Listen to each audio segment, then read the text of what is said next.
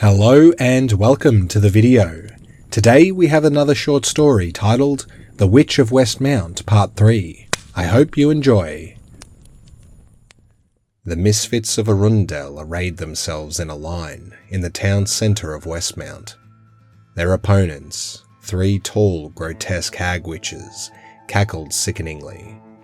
The creatures were standing in front of the well that marked the humble town square. Behind it, Lake Tama stretched into the distance. The witches' skin was bark-like and their limbs elongated, especially their fingers and feet. The smiles of the little girls were gone, replaced by toothy maws that hung wide open like the mouths of serpents. Dangling saliva jumped around like a puppeteer's strings as they laughed. The witch in the middle with the blue stain down its front was wielding a great scythe which looked like it was made of bone. The monstrous being swung it around threateningly in a slicing arc. The one to the left with the yellow stain held a bow, which also appeared to be made of bone. This witch had a large open sore on the left side of its bloated belly that was slowly oozing pus. In a gruesome gesture, the witch plunged its right hand into the wound, and with an audible crack, pulled out a wickedly barbed arrow made from bone and fletched with sinew. The witch on the right, bearing a green stain, simply stood there, arms raised, and long fingers splayed out toward the group of heroes. The fingers began to twitch this way and that, as all manner of objects began to float around the witch's head. Broken glass, nails, splinters of wood and cooking utensils flew out from various shops and buildings and began to circle the monster, which levitated a meter off the ground. "That's enough stalling! Charge!" Taran bellowed at the top of his lungs. He ran directly at the middle witch, and the other two darted away, leaving the one with the scythe open. The witch seemed to smile as it raised the scythe high in the air, then brought it down just as Taran came within range. He sidestepped and pushed in for a lunge in a practiced move. With impossible speed, the witch swung the butt of the scythe forward and caught Taran square in the chest, knocking him off his feet and sending him tumbling through the air.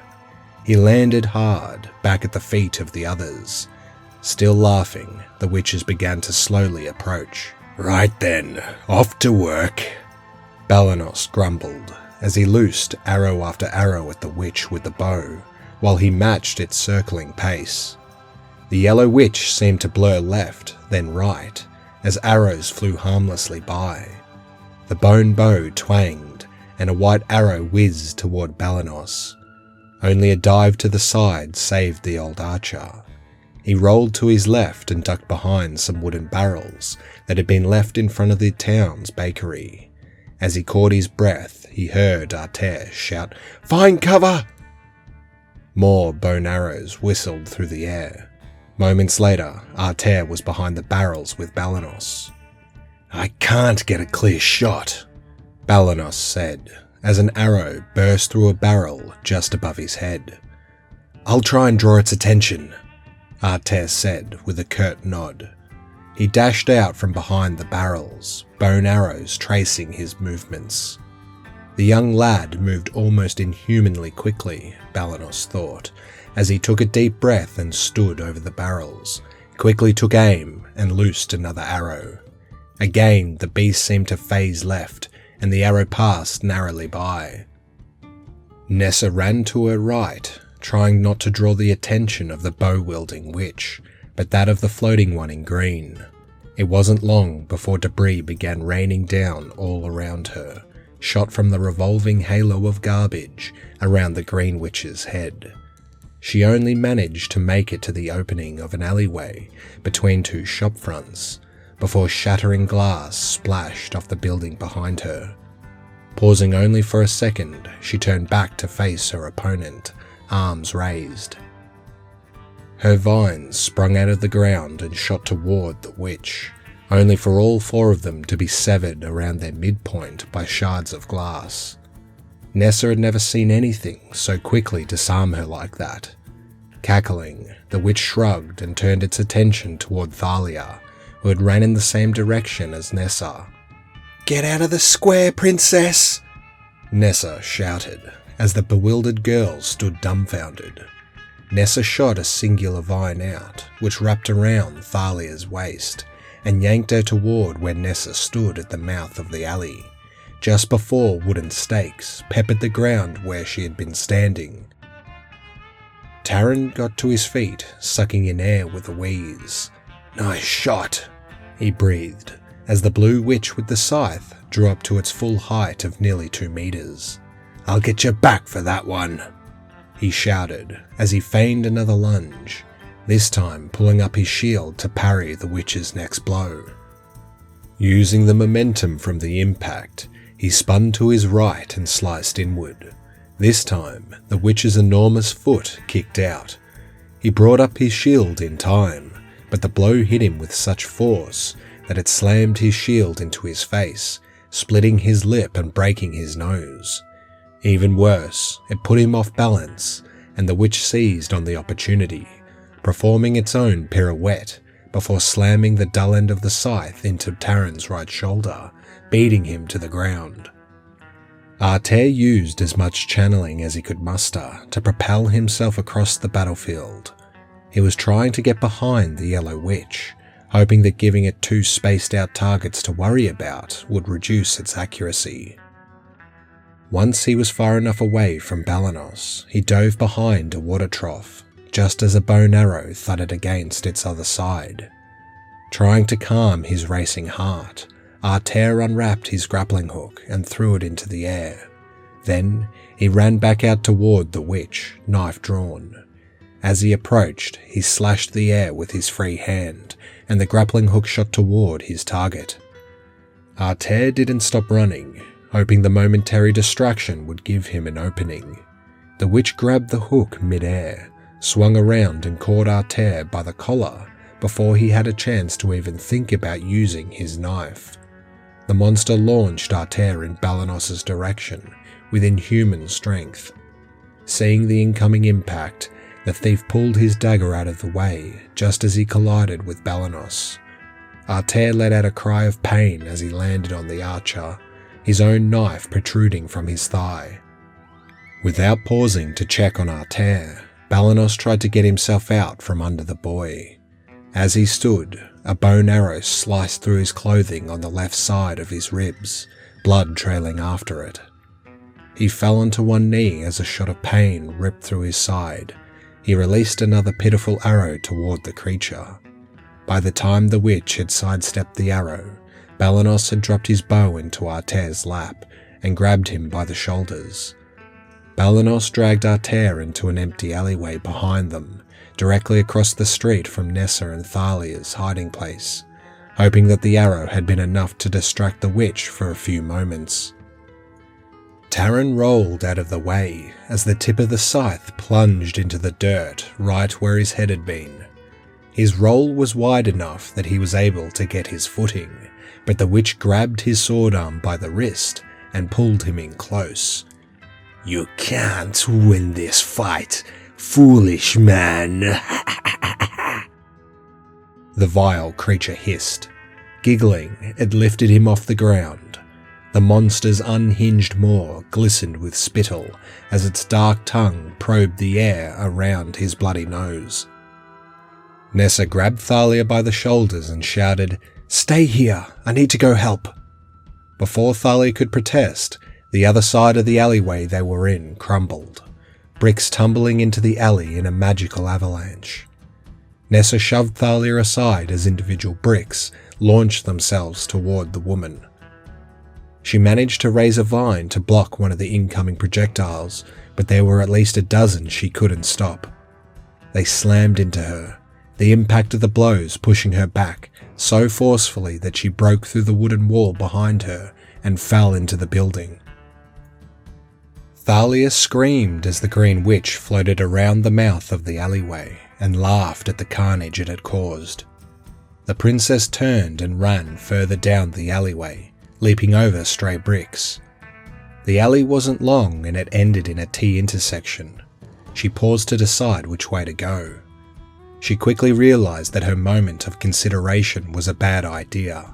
A brick smashed into the back of her left shoulder, the force of it spinning her around to face the floating witch. She had never felt pain like that in her life, and if she thought that was bad, the dozens of nails that punctured her skin moments after were torturous. She screamed as tears began falling freely from her face. The witch raised its hand, and Thalia was lifted off her feet and pulled back to the beginning of the alley, until she was floating at the hag's eyeline. "If you think this hurts, dearie, just imagine how it will feel when I flay your skin," the witch gabbled, snapping its jaw in anticipated pleasure. Thalia closed her eyes and tried to shut out the pain, but she couldn't. What she could feel, however, was the others in the group. Without seeing it, she could sense Nessa slowly climbing out of the wreckage of the building.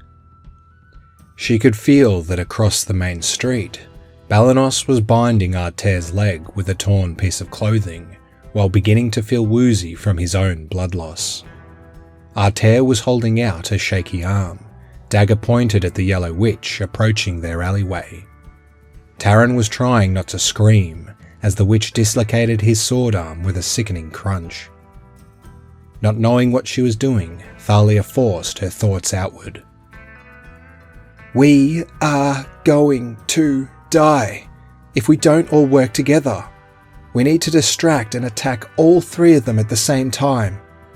She sensed that her thoughts were being received by the others, so she pushed her plan into the minds of the group of misfits. And, together as one, they attacked. Nessa shot her vines out toward the middle of the square, wrapping them around both legs of the blue, scythe-wielding witch and squeezing. The witch howled a hideous scream of pain, releasing Taran. Without a moment's rest, he dropped his shield. Before it had time to even hit the ground, his sword was in his one working hand, and he was running at the yellow, bone bow-wielding witch to his left. Seeing the yellow witch begin to take aim at Artair, Balanos stumbled out of the alley. Balanos raised his bow, swaying from the pain. Instead of pointing it at the yellow witch in front of him, he aimed up and over its right shoulder and loosed an arrow across the square. Artair summoned all his power, launching himself into the air from his crouched position, up and above the approaching yellow witch. He pointed his knife outward, his other hand pressing on the short blade's pommel. "You aren't going to hurt anyone else," Thalia grunted through the pain, as the green witch brought her close enough that she could smell the creature's breath.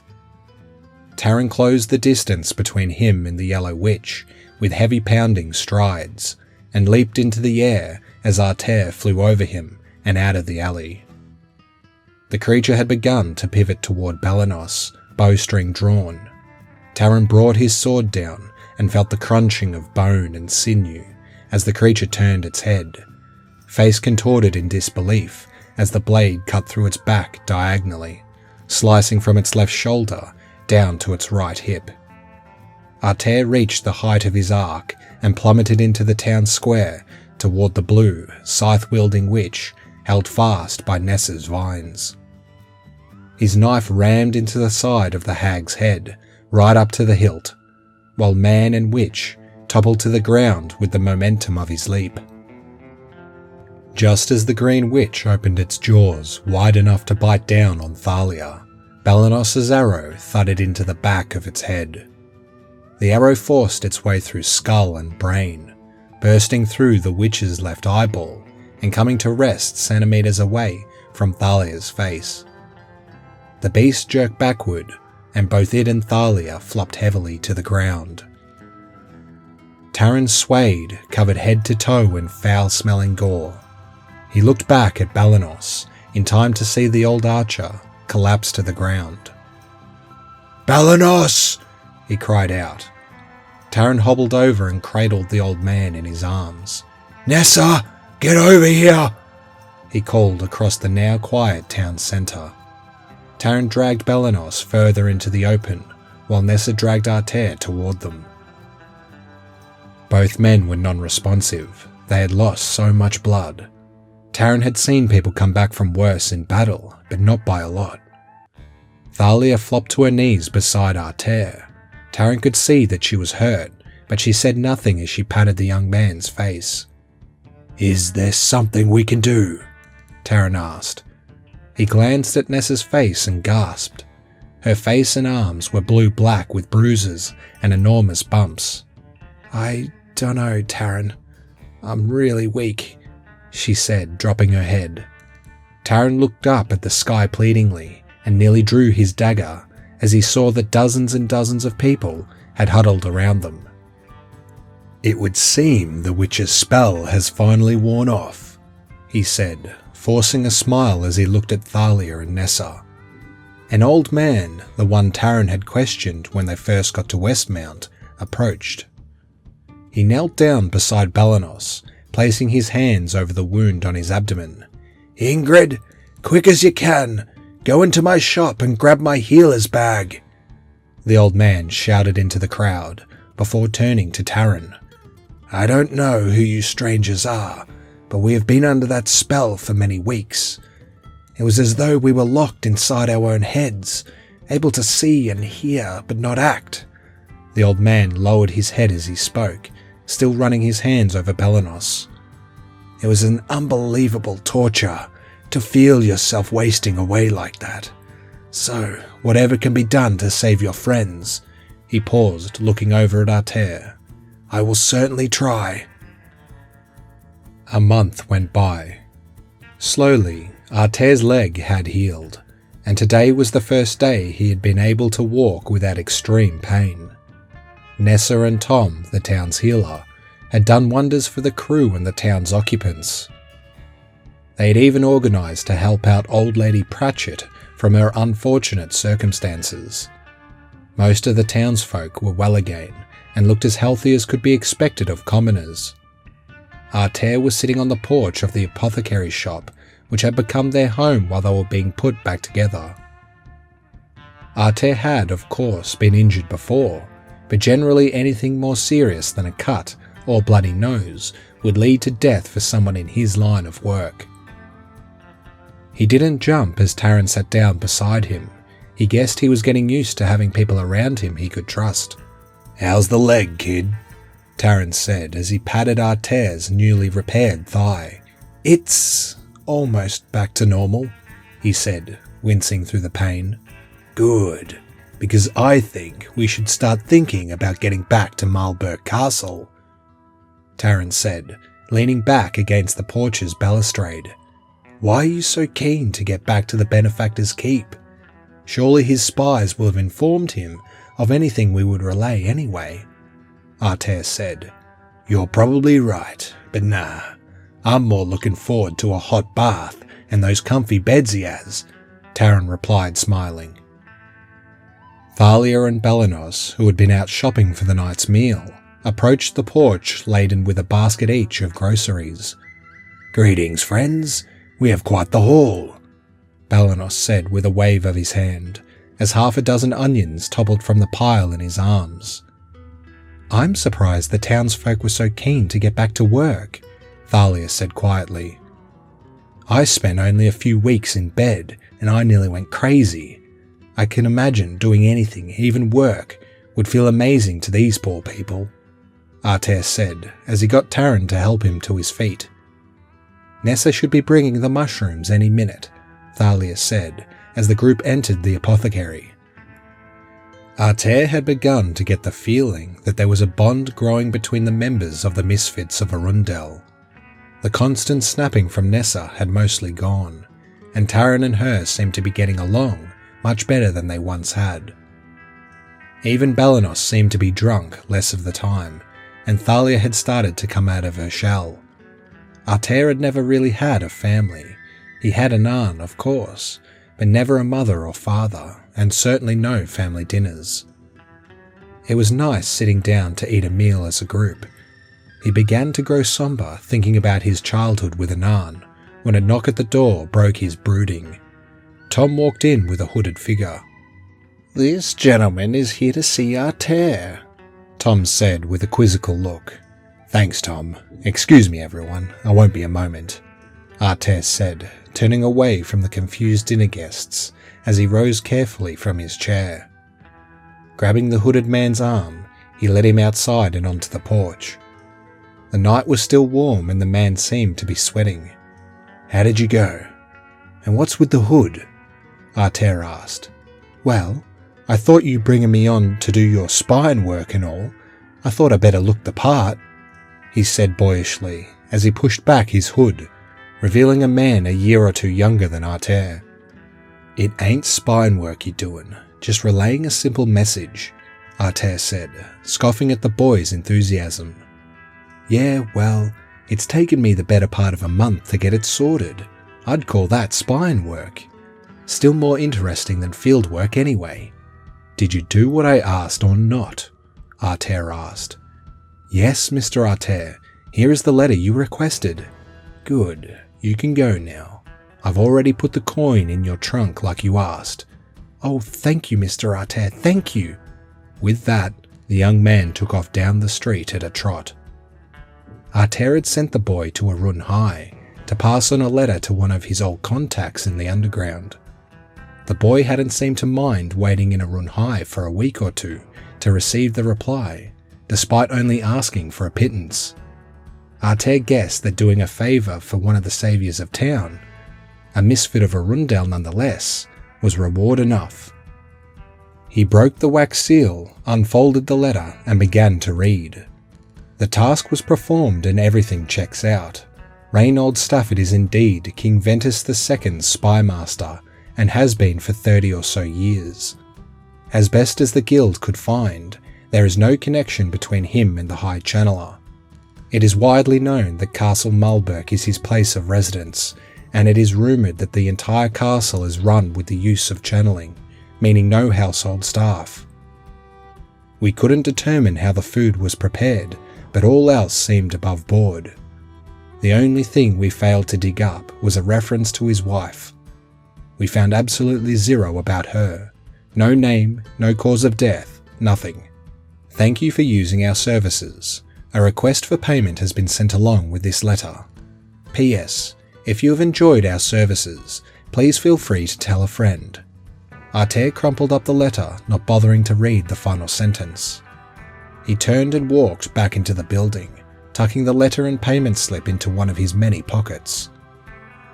Considering how cheap their prices had gotten, and how quick the work, he might even consider referring a friend. The end.